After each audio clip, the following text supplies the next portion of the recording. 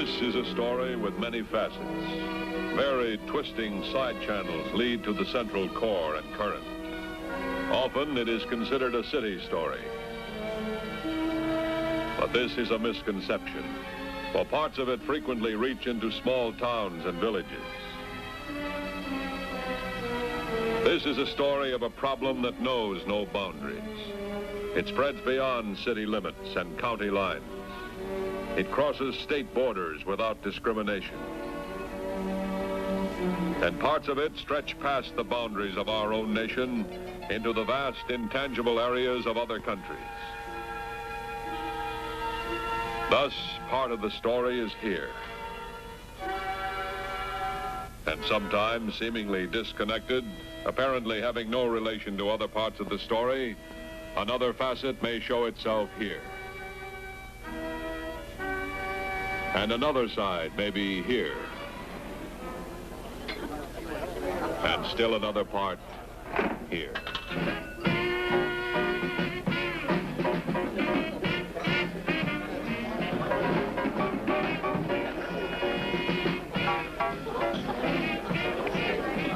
Yet, independent as each episode may seem, they all lead toward the central theme, toward one end.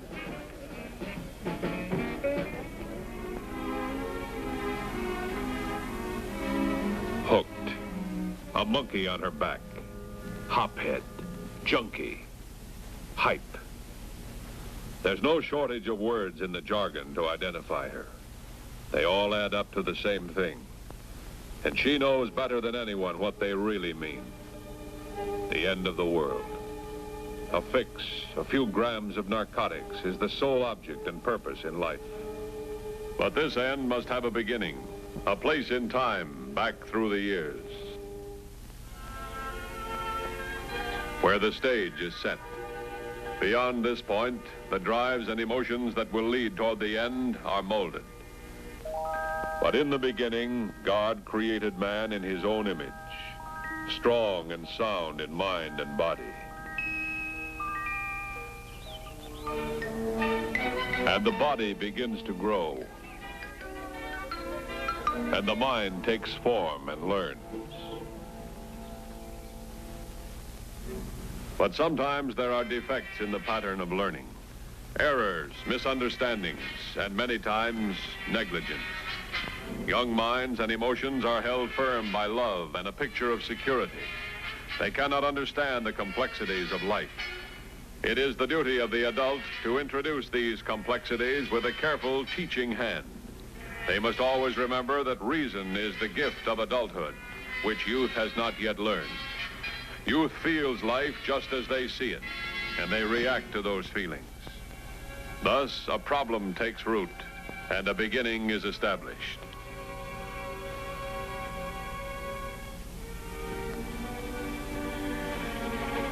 But no single incident makes a problem. They are born of many errors.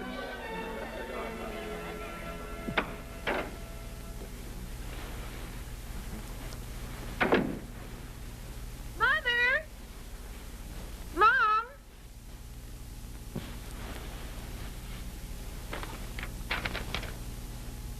Sorry I won't be able to get home for dinner again tonight. Forgot about the club meeting. Plenty in the refrigerator. Father called. He'll be home next week. See you tomorrow. Mother.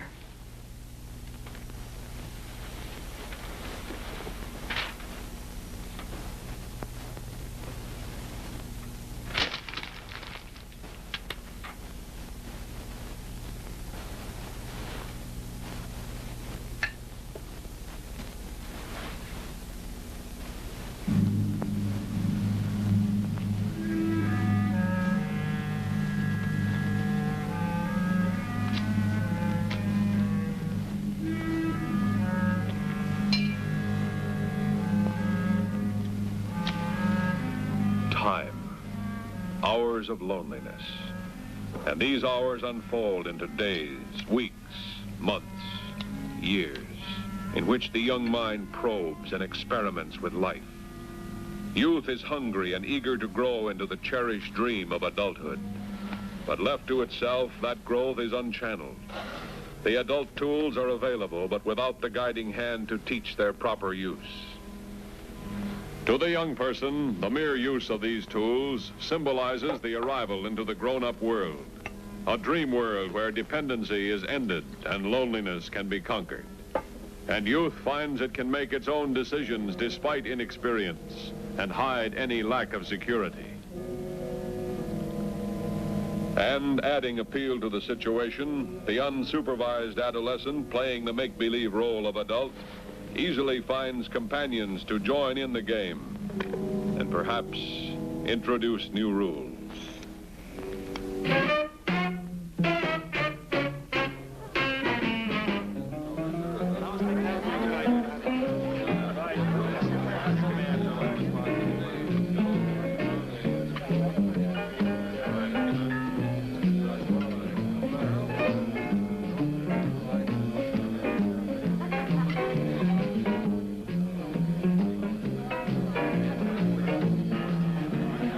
In any group playing a clandestine game, there is likely to be one or two who have advanced into even more forbidden areas. Bigger kicks. Drugs. Narcotics addiction frequently follows a pattern of gradual addiction to different drugs. Often the introduction comes in the form of a goofball. These are barbiturates. Ones in common use are seconal, nembutal, and luminol. These are legitimate medications when prescribed by a physician. He understands their use and potential dangers, especially to those who may have an allergy toward any or all of them.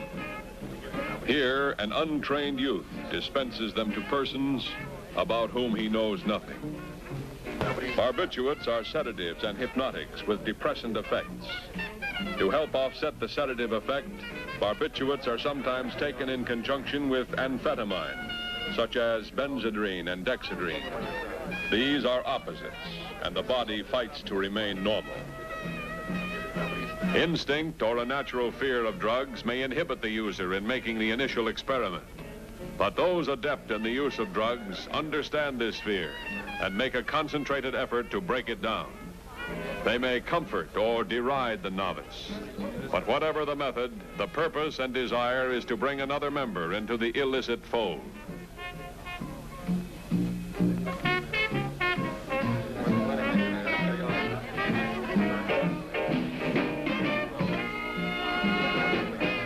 The situation is expanding. It is no longer simply a family problem, a community or social problem.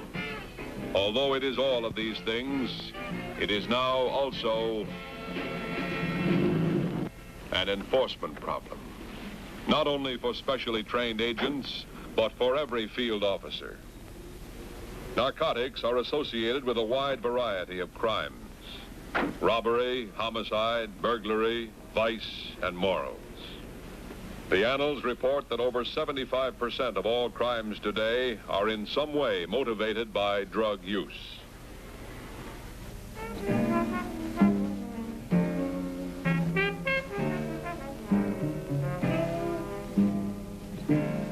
The symptoms of barbiturate addiction are slow, confused thinking and defective judgment, emotional instability, lack of coordination in walking, tremors and involuntary oscillation of the eyes, with the inability to hold a fixed position.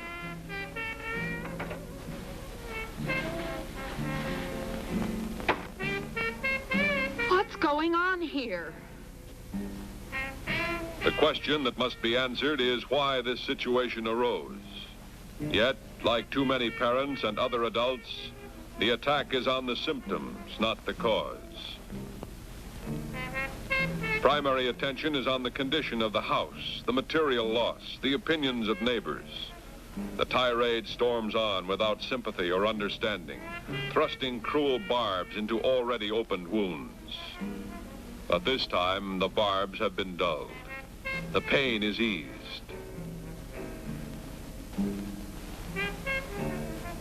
The goofball has won a friend.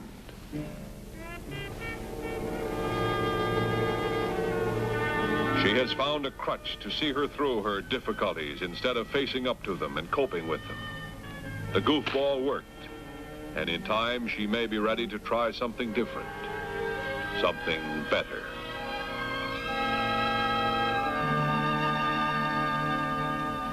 Jive, marry, grifo, grass, hay.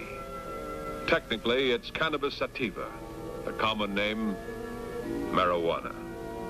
It grows 4 to 20 feet in height. The fruit, resembling seeds, appear at the tip. The plant is cut, and the fruit and vegetation in this area is used to produce a narcotic cigarette. After the plant has matured, it is topped. That is, the usable portions cut off. The leaves are then stripped and dried. Drying is generally done under the eaves of a building or a similar area where the heat will be intense, yet not in direct sunlight. The marijuana leaf, the long, slender fingers pointed at both ends, are characterized by the serrated edges. Tiny hairs and resin on the leaf make it sticky to the touch.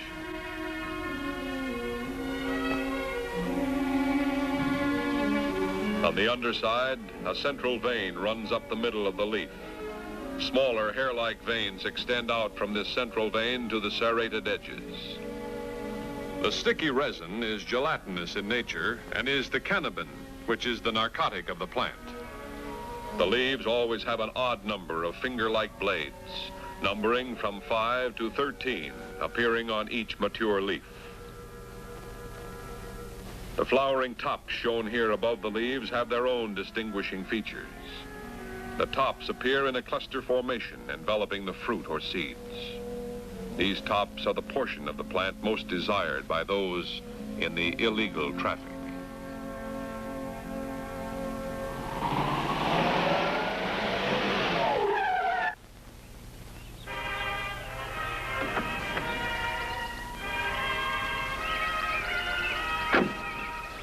An established connection in the suburbs, a rendezvous prearranged by telephone.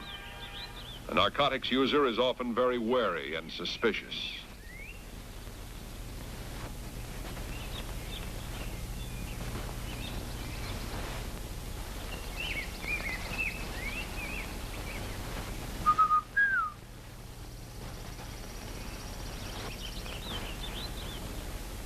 His primary concern, second only to desire and his need for the drug, is his fear of detection.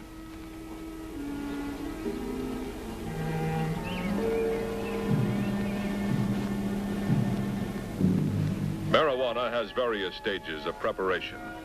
The rough stuff is usually bought in kilos, 2 2/10 pounds. It has a value of about $125 to $200 per bulk kilo. Sometimes the raw material is packed in pound quantities and sold for about $60 to $90 per bulk pound. Used tobacco cans become innocent victims of this racket. Both brown wheat paper and regular white cigarette paper are used to roll the sticks, joints, or reefers, as the cigarettes are often called. The matchstick or nail file is commonly used to tuck in the ends of the cigarettes after they are rolled. The premium part of the marijuana plant is the flowering top. These clusters enfolding the seeds contain the essence of the drug, the condensed cannabinol.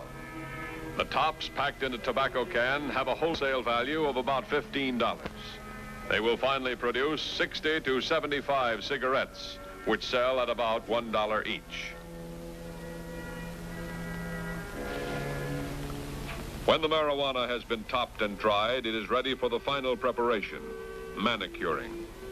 The leaves and other dried matter are rubbed into fine pieces. In a careful operation, all stems, seeds, and other rough matter are removed, leaving only the pulverized leaves. Even in this final stage, marijuana is easily recognized. Its texture and greenish color clearly distinguish it from tobacco. The cigarettes are usually rolled in a double thickness of paper. This prevents rough stems from piercing the wrapper. This is especially important since they will probably pass through many hands before reaching the ultimate user.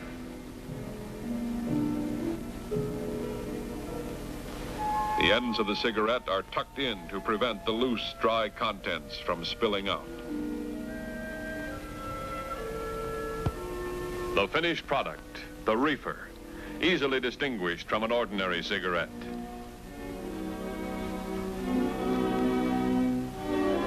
Now the contact is complete. The buy is made.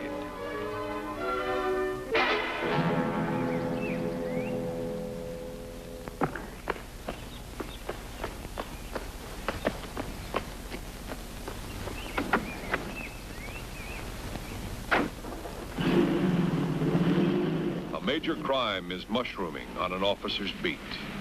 Yet, unlike other crimes, there is no victim who will enlist his aid and call his attention to the crime. This marks the peculiar nature of the narcotics problem. He must detect the crime as well as the criminal.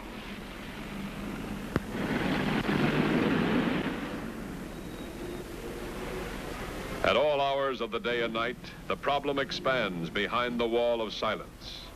Even as the officer makes his rounds, a new victim goes anxiously into seclusion for her introduction to the drug.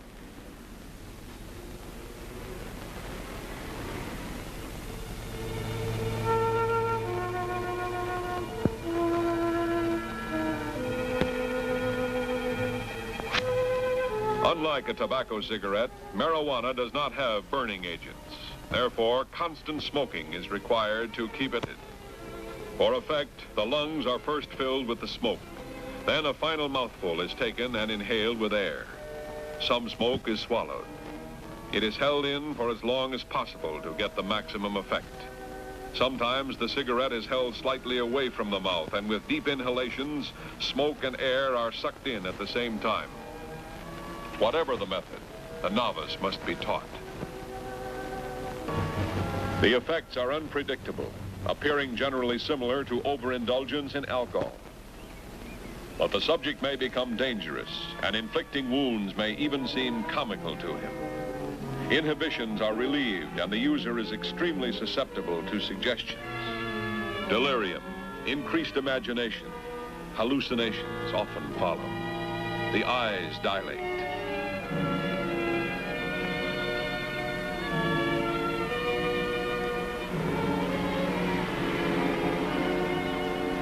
Dimensions and depth perception are greatly affected by this drug. A single step may appear as a cliff. Activity is usually cautious and studied.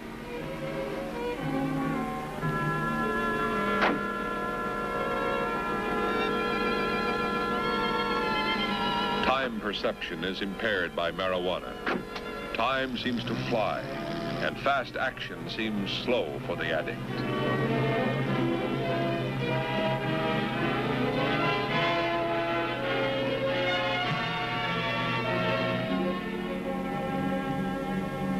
The seed of a major problem is planted, and with the rise of the sun on each new day, it grows larger, like a silent cancer in the community. But there is a counterforce through which the crime must move. The beat officer, friendly, courteous, observant, suspicious. The beat is his life, and it is a world of minute details. He knows the faces, the streets, the shops, and the alleys. He knows of the druggist's rheumatism and how trash cans are placed in the alleys. Here, a malt shop on his beat has opened under new management. The officer casually moves in to familiarize himself with this new element. Way down, man. You want to get high? Johnny's got some pot. Shut up. There's heat in here. Beat officers strive to learn jargons, for such knowledge often helps them grasp the atmosphere of a place or situation. Here, in a passing moment, this officer realizes that he has heard narcotic slang. The former owners were an old couple who operated a quiet, pleasant teenage hangout, the place to meet after school or have a malt after the movie. It was a place where the officer had friends. Now, changed, a wild beginning, a place to watch at any rate. He is careful to conceal his suspicions, but the few brief words have focused his attention on possible narcotics traffic, and he will be alert for further indications on his rounds. A casual exit through the rear door leading to the parking lot provides a complete picture of the new malt shop. He observes changes both inside and out in his world of detail.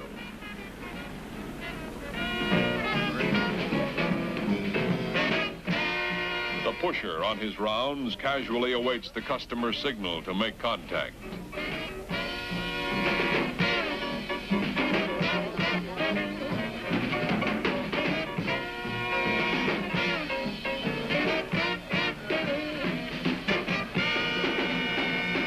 Both addict and pusher protect each other even though they exchange no mutual respect.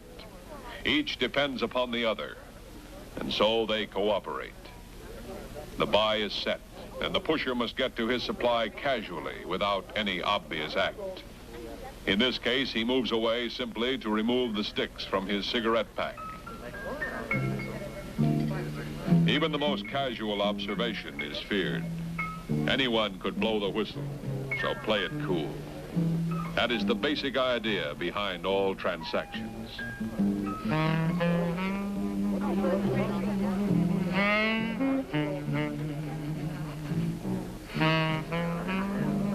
The money has been placed between pages of the magazine. The page is dog-eared. The pusher changes cigarettes for money, leaving his merchandise inside.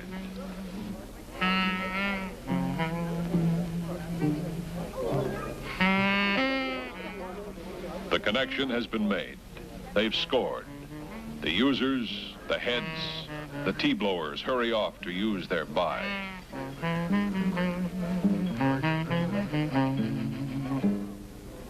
Frequently, a user acquires his marijuana by pushing the drug himself. According to the records, one user will introduce 5 newcomers.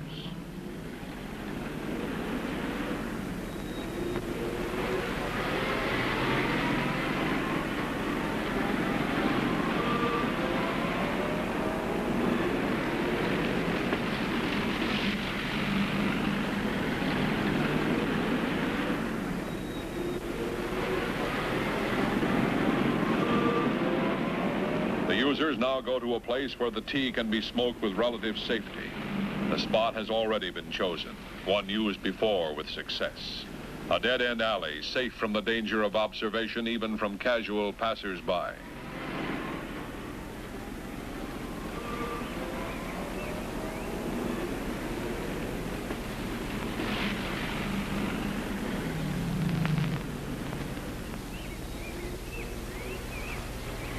Windows are usually closed and a confined area used.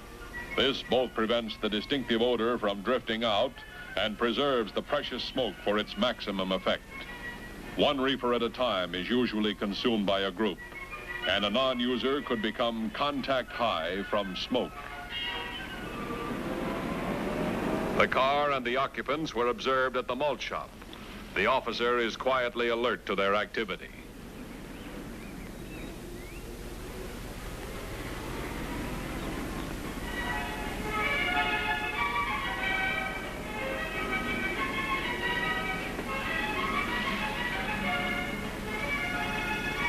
The marijuana addict, unlike most other narcotic users, prefers company when smoking the drug.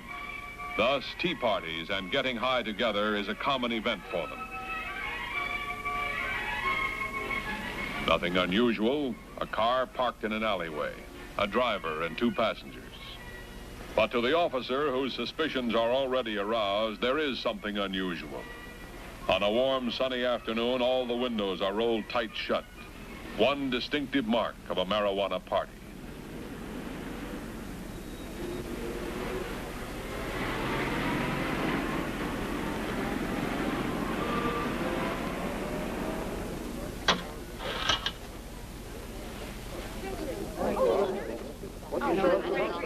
Even as the tea party progresses, the young pusher awaits more customers for his poison. They know where to find the pusher. This customer, though, is not an addict, but the girl to whom the pusher introduced the weed. She is still a novice, but has found marijuana more gratifying than the goofball she was used to. And sometimes she will use them in combination. Typically, she comes now burdened with depression from another family argument. She searches the new means of escape that the boy has shown her. She wants one now, just one. She's way down. He knows the feeling, not a physical need, but a mental craving. The misery of not having a crutch.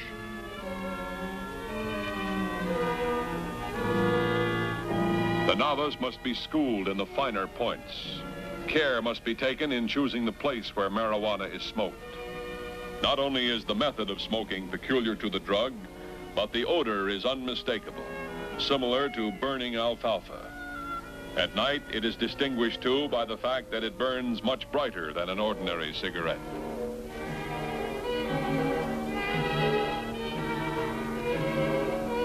Not a cash deal now, but a few more samples and she'll be ready to buy.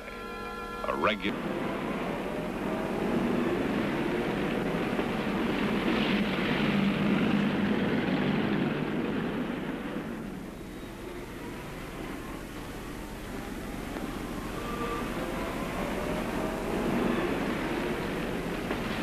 Near the scene of the party, officers prepare to investigate, using care not to attract attention.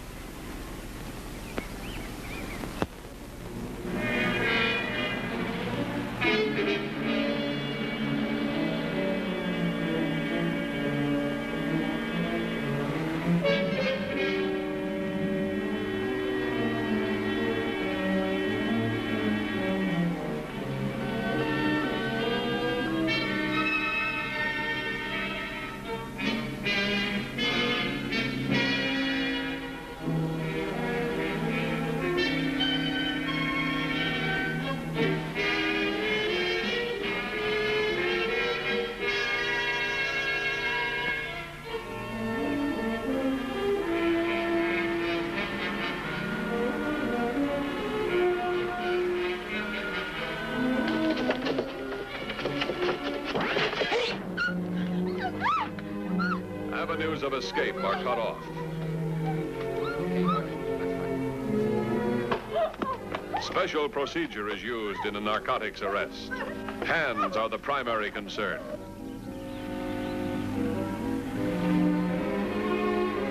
Many narcotic suspects will attempt to destroy evidence even after capture. When possible, the hands are held until they are examined or cuffed. Officers must expect and anticipate a variety of tricks. Before the suspect is taken from the car, it is established that the ground is clean. Anything that falls there is his. A desperate move may come at any moment.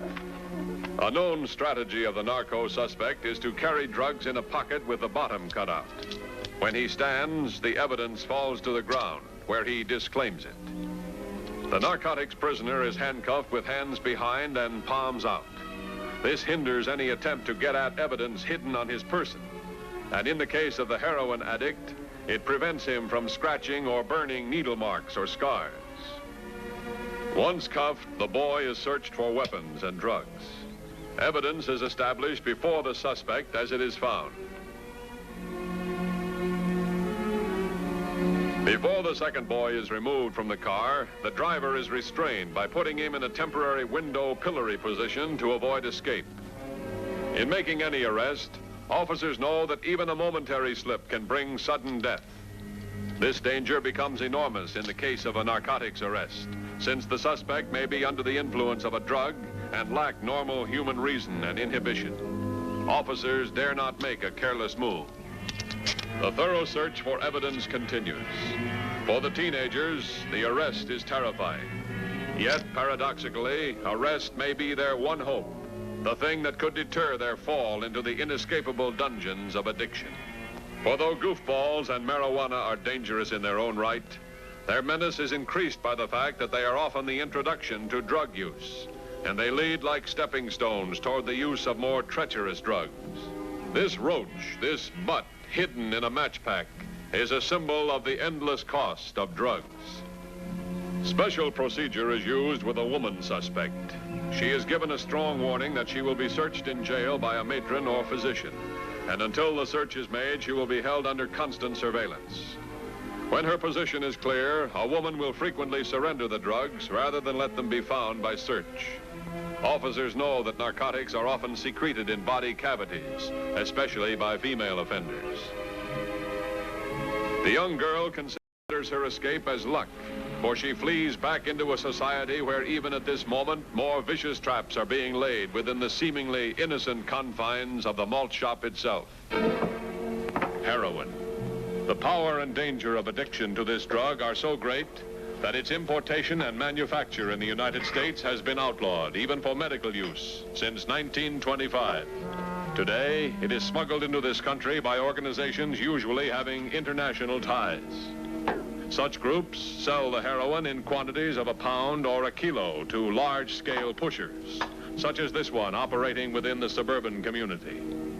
The pusher breaks his pound or kilo into smaller quantities, packing it in various containers. This finger stall holds about 1/4 ounce. Heroin sifts down through many middlemen between smuggler and addict. At each step of the way, the drug is cut, that is, diluted, usually with lactose, milk sugar. The original buyer makes 2 or 3 kilos from 1 kilo of pure heroin. Here, the pusher cuts the already diluted drug again. The cap. This is the quantity and the object on which the addict bases his daily life. It will be further adulterated before it reaches him. The smaller peddlers will cut thereby, and the mule who delivers the drug between pusher and addict will probably steal a small portion. The addict may even take his buy, cut it again, and resell it. The cap is made by pressing 1/2 into the mixture, closing it with the empty half, and flicking it to spread the powder into both sides. A pusher operating on this level sells quantities from 1 gram to 1 or 2 ounces. A common package for his wares is the bindle. It is simply a paper folded in such a manner that all ends are tucked in to prevent the drug from spilling out. A 1 gram bindle will sell for about $25. It will be cut, made into 10 caps, and sold for about $50 on the street. Price is always dependent upon quality. But on the street, the heroin in various containers on this table will eventually sell for over $45,000. So the stuff is packed, ready for the buyers, the smaller pushers, the addicts, and perhaps new victims still unaware of their fate. In the midst of large-scale narcotics operations, the apprehension of 3 juvenile marijuana users may seem a minor event. Enforcement officers know the importance of the arrest in the overall problem. Narcotics users often talk freely when apprehended, and one arrest can start a chain reaction. Word of the arrest must be spread. She goes immediately to the marijuana pusher, the one who introduced her to the drug, her friend. The news is like an alarm. If they think on them, the pushers will be the ones they sell out. He asks for the owner of the shop, the heroin pusher, the big man. He talks with a small pusher, a client who is also an addict.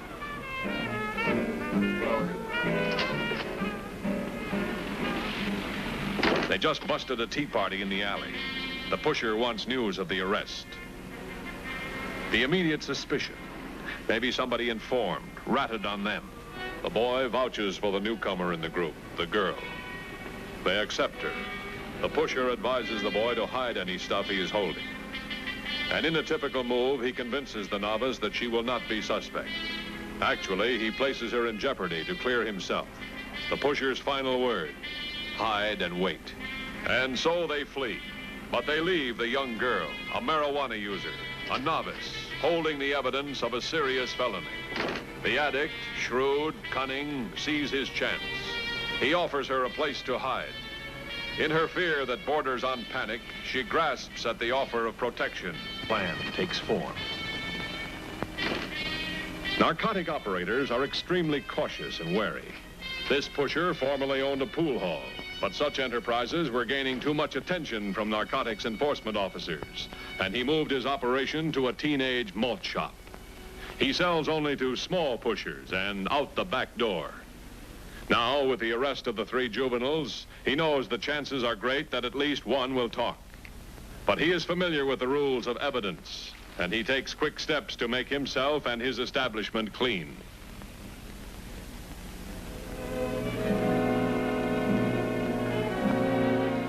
In the depths of the city, the addict leads his hopeful conquest to his pad, his room. The girl, though uneasy in these surroundings, moves on, driven by the fear of detection and arrest. It is a typical dwelling of a hype, a junkie. He needs only a roof. All other money, every dime, must be reserved for the most important thing in life, heroin.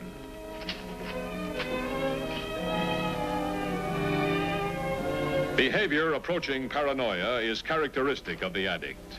On entering a room, he locks the door, pulls blinds, and checks other rooms to assure himself that he is not being watched. Often, driven by a fear that he is under scrutiny, he will change lodgings time after time without reason.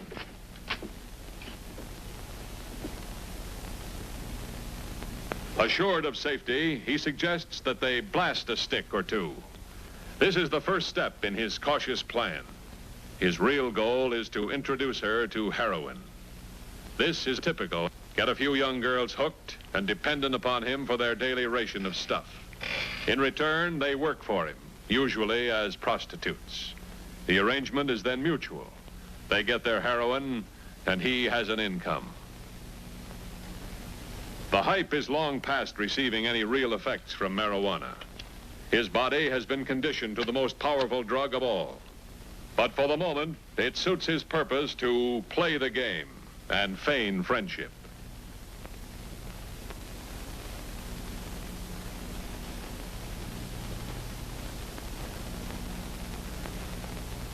She is familiar with marijuana and accepts it eagerly. She will relax, become high, and drop the guard of inhibitions. The tea, in effect, will be his ally in the plan. He makes no effort to introduce heroin yet. He takes every precaution against frightening her. He builds her confidence and waits for the drug to take command of her reasoning powers. And he makes every effort to wipe out the unpleasant events of the day, the raid on the car, the police. And he builds a new atmosphere, friendship, two of a kind. A party. He works on the new mood, a ball, fun.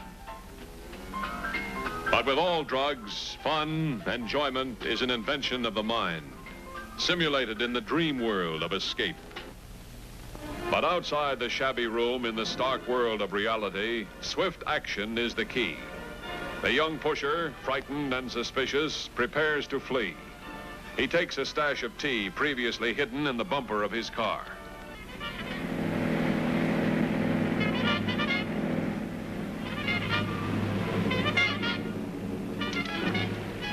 In every narcotics arrest, an officer faces the threat of death. Every move is cautious, planned. He must keep alert, watch for any quick or sudden move. The officer gives primary attention to the hands, cuffing them behind the suspect with palms out. He keeps a distance between them, a safety margin. The fact that this boy may be under the influence of a drug increases every danger. The suspect is put off balance for the moment needed to recover the discarded evidence. In a typical move, the boy denies any connection with the marijuana. An immediate search for weapons is made. The officer reports that the suspect is in custody and requests aid in taking him in. Units 61 and 53, 511 Kent Drive, meet the officer.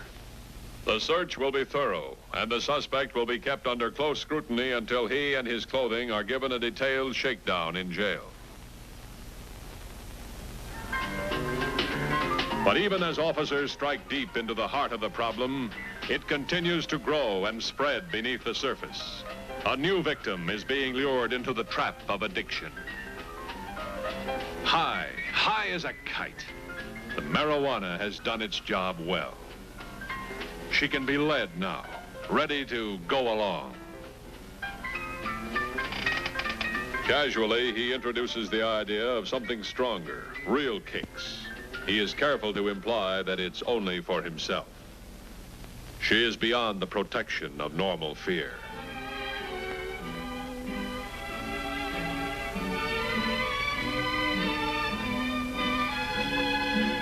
Even in the midst of his plan, the hype is suspicious, afraid that the young girl will spy and learn one of his hiding places. He watches the door. But it's a needless precaution this time. He knows he must move cautiously now. A careful, easy introduction.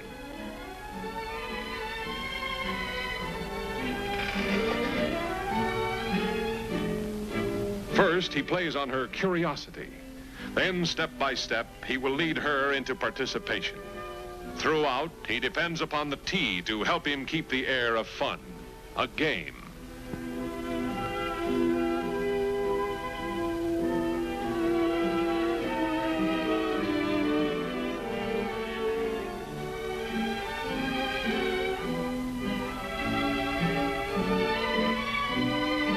The outfit, the addict's closest companion, but more often a medicine prostitute's. The needle, a spoon, and a small wad of cotton. The hype disregards sterilization.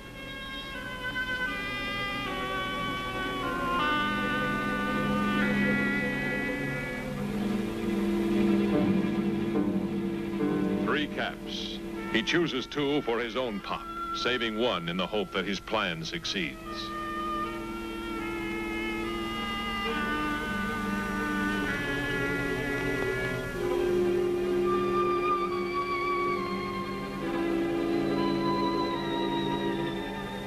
He tests the needle to be sure that it isn't clogged.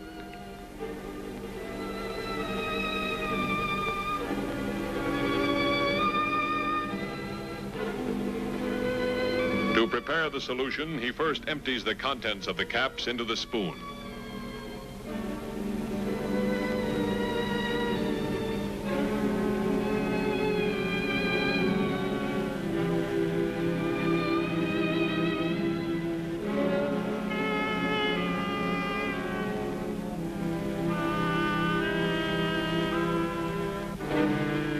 Heroin comes at a high price, and every tiny grain of the stuff is precious.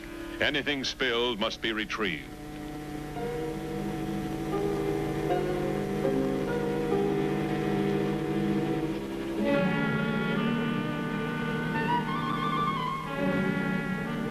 A few drops of water are added, just enough to make a solution. It's mixed, but it won't dissolve without heat. Normally, he would prepare and take the pop with amazing speed. But this time, it's a performance meant to amuse and entice. Now, the solution must be cooked. A couple of ordinary matches are usually sufficient to bring the mixture to a boil so it will dissolve.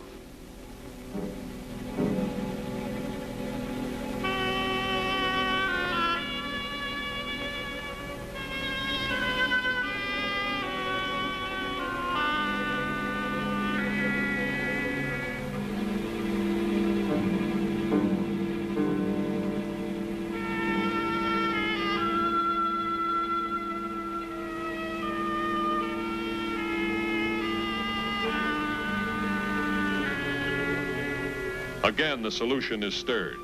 A string wrapped around the base of the dropper will hold the needle in place. All sanitary precautions are ignored.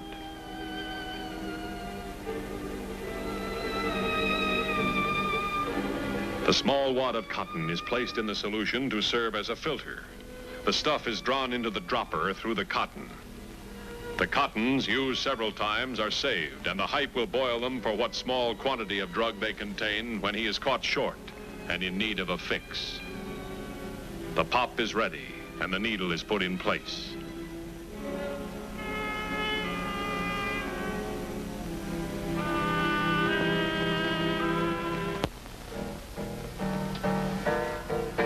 Preparations for the actual shot are made by the experienced addict in a matter of a few seconds. He usually ties the tourniquet with his teeth in one hand. Now, though, he asks for help, thus making her participate, drawing her in, preparing her. Her normal reactions would probably be fear, perhaps repulsion. But the marijuana is in command now, and the hype relies upon it heavily. Her reasoning is impaired, and at his careful suggestion, she joins eagerly in the game. But it is a game that ends in a living death.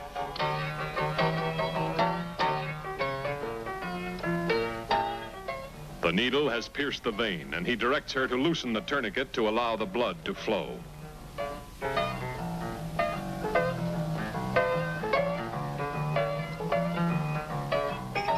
He finishes with a flourish, minimizing the unpleasant aspects. And he builds his feeling, the real kicks.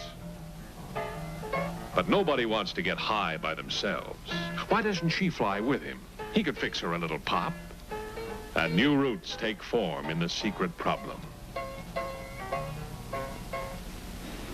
But the silence that guards the crime and prevents detection has been broken. Enforcement officers, alert and trained for this special problem, move swiftly into action. Having been kept under close watch since his arrest, the young pusher gets a thorough shakedown on his arrival in jail. His secret hiding places in lapels and seams are discovered. His attitude begins to change. He wants to divert the pressure. He considers who and how many he should turn in. The case builds against him, and he makes his desperate decision. He knows a hype, a pusher. There's a girl with him. He probably took her to his pad. With the evidence expanding, trained narcotics officers, either local or regional, should be notified to direct the investigation. Having a previous arrest, the addict pusher is identified from a mugshot. Officers are dispatched to apprehend him, and the chain pattern of arrest that is familiar in narcotics cases continues.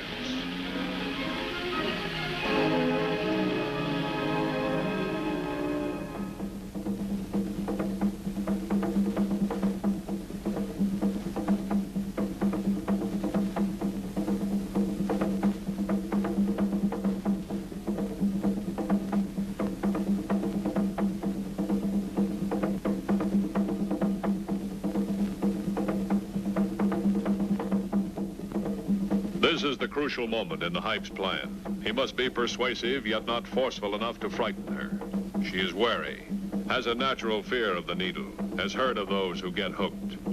His argument is a common one. He pours out the convincing ideas. Only squares get hooked. Be an occasional user, a chippy. Just take a joy pop when you want something to take you out of this world. The idea entices her. I could use a jolt. One little pop.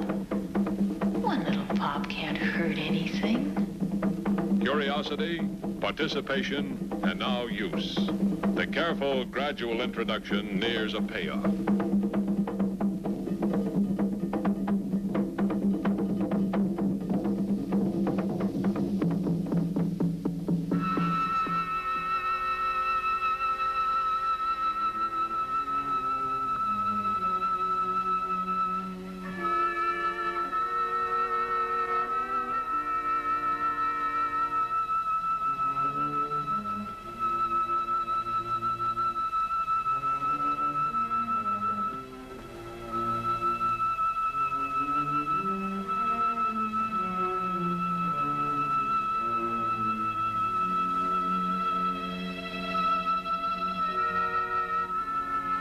When no needle is available, an addict may cut the vein with a razor blade and literally pour the stuff in with the bare dropper.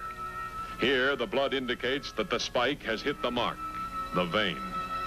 Now, with the needle well inserted, the drug is injected.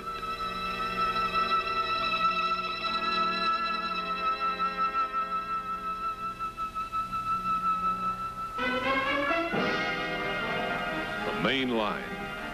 This is the high point. This is the top of the ladder in this secret and distorted society, dedicated to self-destruction. The effects will begin almost immediately. Out of this world, in truth, it is the beginning of the end. For of all those who dare to take this treacherous journey on the main line, less than 2% ever return. The feeling now is one of drowsiness, since heroin is a cerebral and spinal depressant. The pupils of the eyes contract and remain fixed. Action is slow. Pulse and respiration are retarded.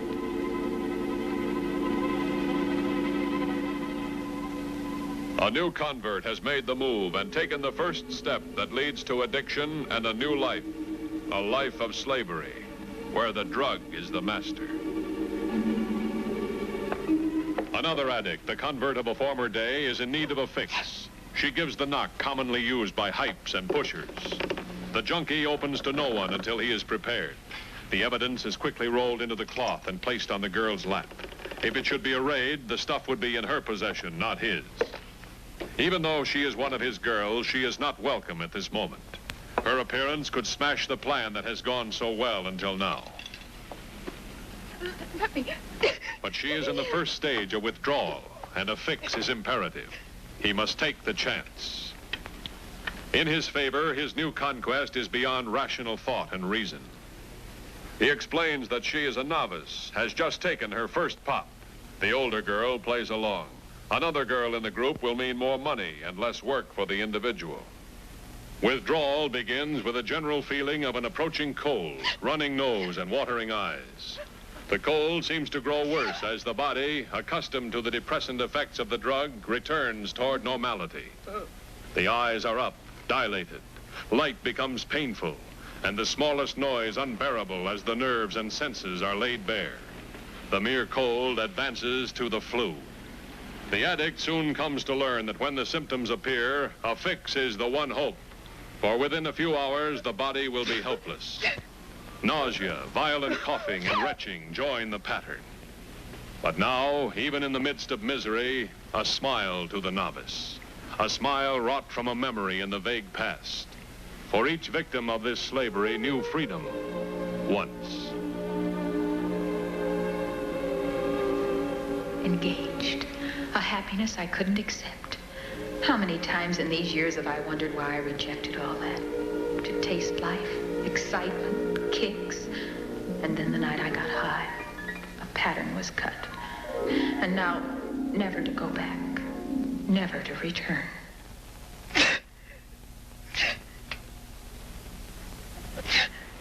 The stuff has been laid out, and he gives her the used, unsterilized outfit to take the pop. He has left the caps in the bathroom, a move calculated to get her away from the younger girl. But the scene of growing horror has unfolded before imperceptive eyes. He hurries now to take the novice out, since he knows that there may be an even greater storm before the drug has a chance to bring the calm. The first shot of heroin usually results in nausea. He knows that activity will only tend to increase the sick feeling, but he chooses that over the chance of her witnessing withdrawals.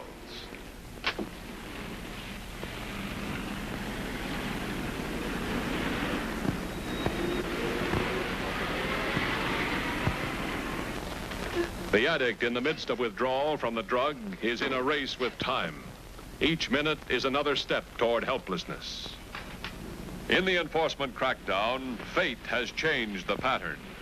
Moving in to apprehend the addict and small-time peddler, the officers miss their target by minutes.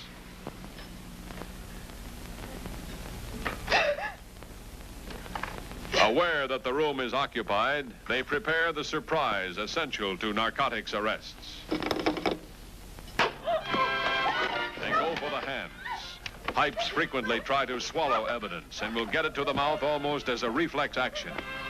With the suspect subdued, the rooms are searched for other occupants. The chair on which the girl will be placed is first checked for hidden weapons or drugs. No other occupants are found.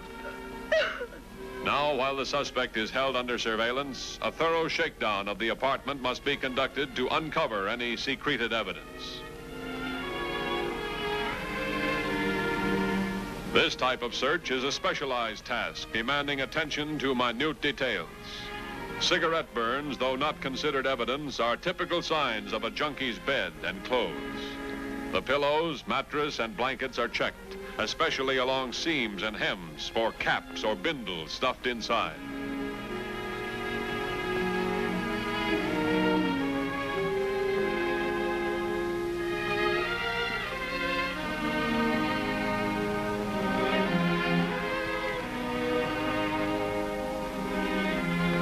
Many heroin containers are small, and they are easily hidden in tiny crevices and corners.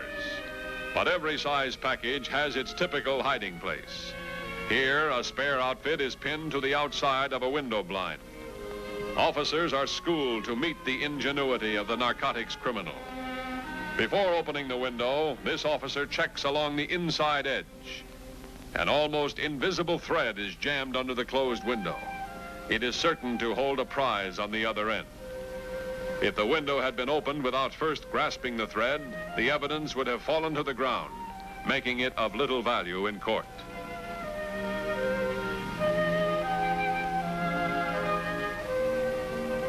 A search must be made under and behind all furniture.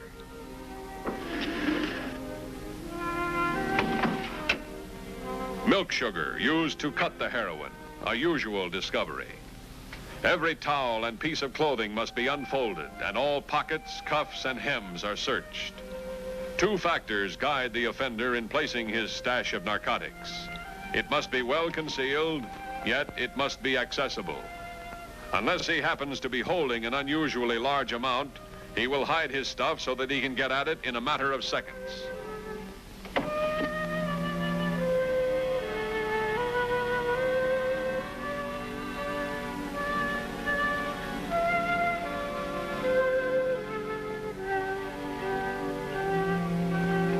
The underside of furniture provides the requisite of a usual plant.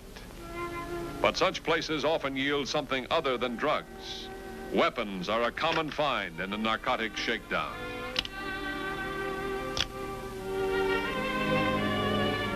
Even the cavity under a lamp may hold evidence, and taped wires may actually be false insulation. A plant hidden under a rug is usually near the edge, so as to be accessible. The pain of withdrawal grows worse, and nausea increases.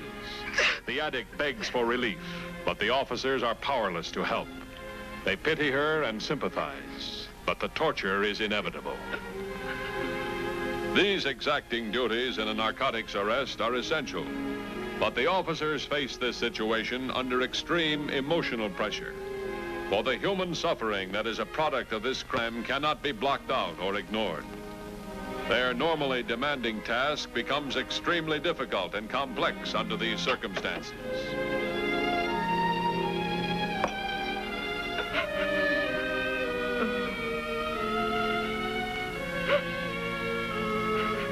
The details seem endless.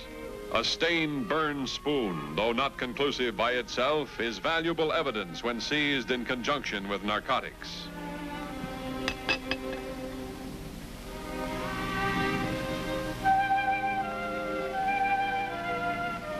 Narcotics offenders, especially pushers who sell directly to addicts, must deal with a constant threat of theft as well as detection by enforcement officers. For this reason, they usually hide their stuff in small quantities and in numerous locations.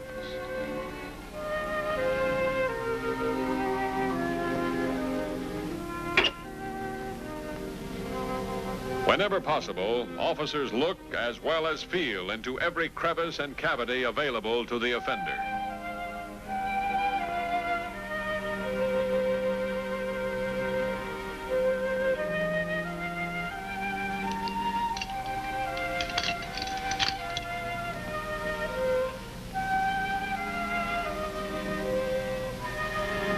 And nothing is overlooked.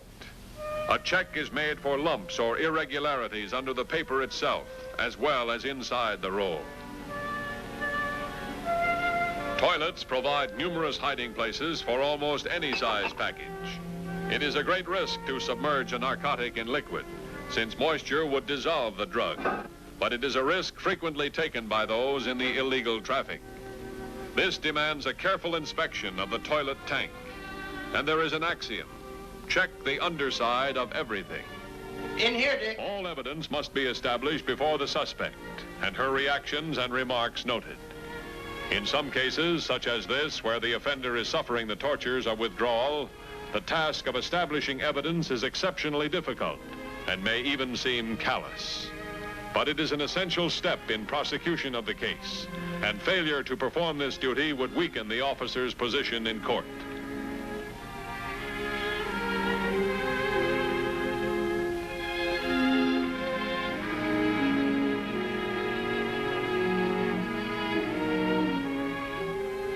One common cache is in the toilet bowl, just out of sight in the drain elbow. A flick of the handle can get rid of this evidence. This area must be checked before the toilet is allowed to be flushed.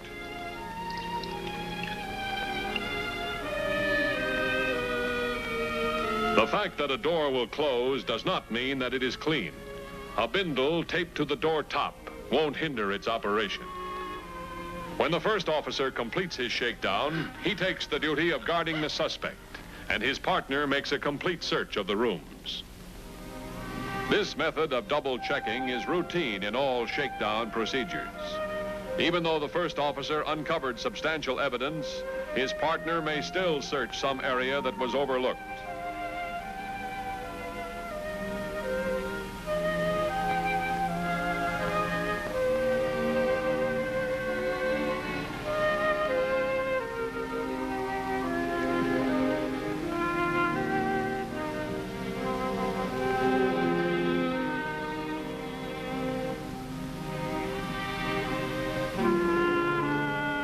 In every case of suspected addiction to hard stuff, officers make a close inspection of the offender's arm. Here, the hype wears the telltale marks of the habit. In response to the compulsion, the vein must be punctured with several injections each day. The pop is usually taken on the inside of the elbow, but in time, the vein will collapse. And the hype generally ties off further and further down the arm.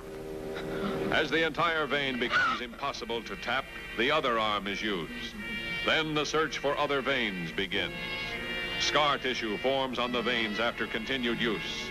Older hypes have been known to use veins on the backs of hands, in the fingers, and even between the toes. When arrested, addicts will often try to burn or scratch scars since they can be used in evidence against them. Often, too, a hype will be willing to show old scars, claiming to have kicked the habit, but a thorough check will usually uncover new marks.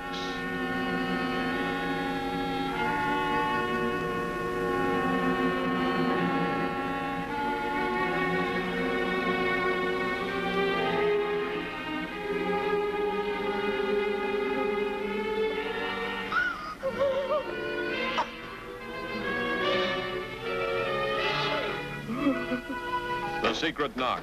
Swift action is the key. They get the suspect out of sight, use surprise as their margin.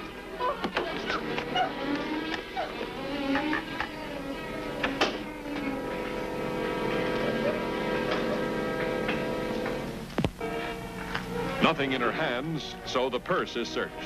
Her money is counted and returned. A hype will try anything.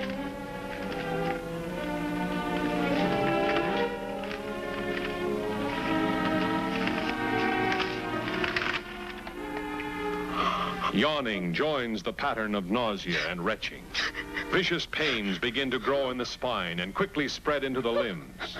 Addicts describe these pains as being worse than having the limbs torn off. They often clutch and tear at themselves in an effort to divert the pain. Sudden chills sweep over the entire body. The officer, moved by her suffering, offers what little aid he can. Retching grows worse. Vomiting occurs. The chills are suddenly displaced by unbearable heat. The body feels as if it is literally on fire. The final move is always to the floor, which provides a certain security. A new, intangible pain creeps over the entire body. A strange torture just under the skin. The addict will suffer another 3 to 5 days, unable to sleep day or night, before the pain begins to subside. This is the root of the addict's compulsion. A compulsion to lie, cheat, steal, even kill, to avoid the long living hell of withdrawal.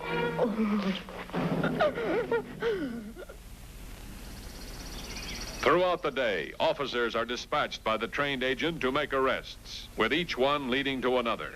Thus, the original raid on the juvenile tea party was felt indirectly throughout the entire illegal society. Like dominoes lined in a row, the first one knocked over affected the others in a chain reaction. Next link in the chain, the major marijuana peddler is now arrested. As the day progressed, the pusher addict remained at large, even though his apartment had been searched and 2 of his girls apprehended.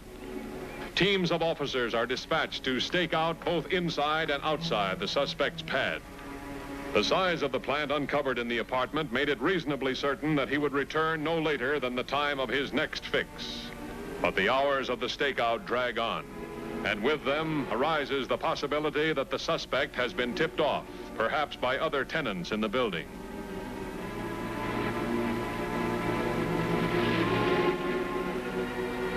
But finally, the long, tedious hours reap their reward.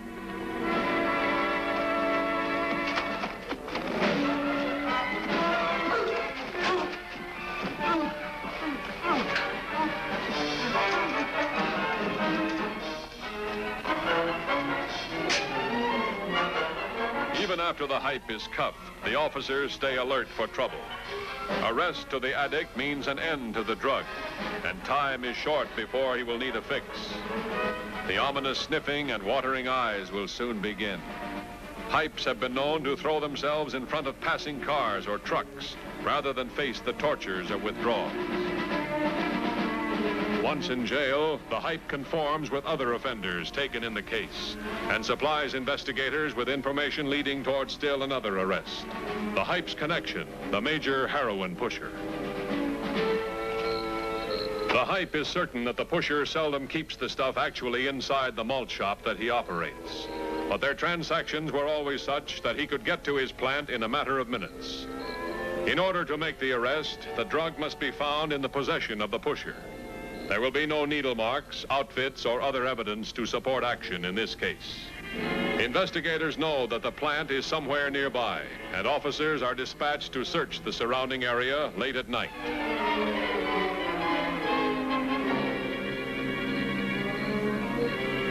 The hype had seen the stuff in a coffee can on several occasions. The stuff, heroin, a fortune in poison. Protect fingerprints. They may be important.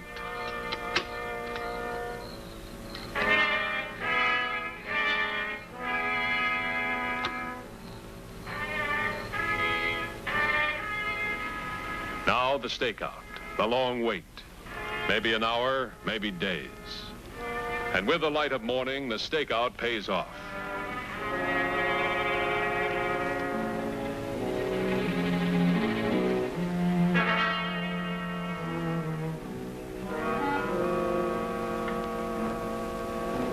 The pusher has his own way of getting at the stuff.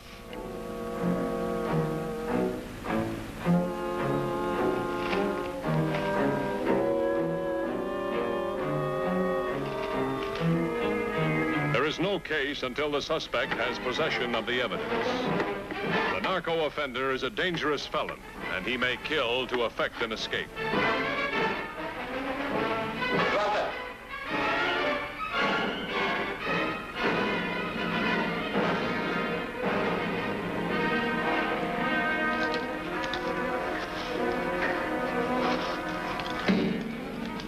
This arrest marks the most devastating blow of all against the secret crime. He is the source of supply for the community, the fountainhead from which the crime springs. And he is the most vicious and ruthless member of the society, dispensing a life of torture to others for his own personal gain and greed.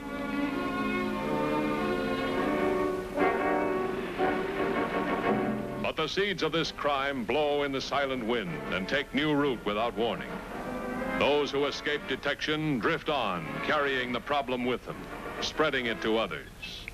Freedom in the society of narcotics traffic must lead to slavery.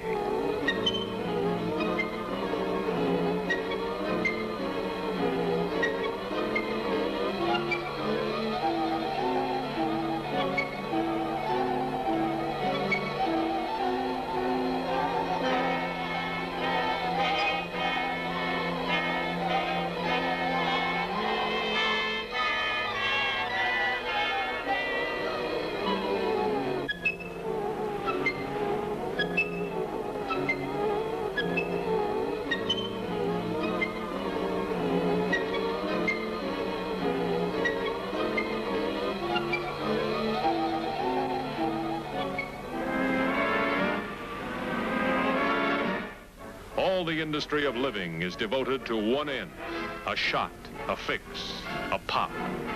Nothing else in life has meaning. The addict will sell all her possessions, then finally herself in her drive for drugs.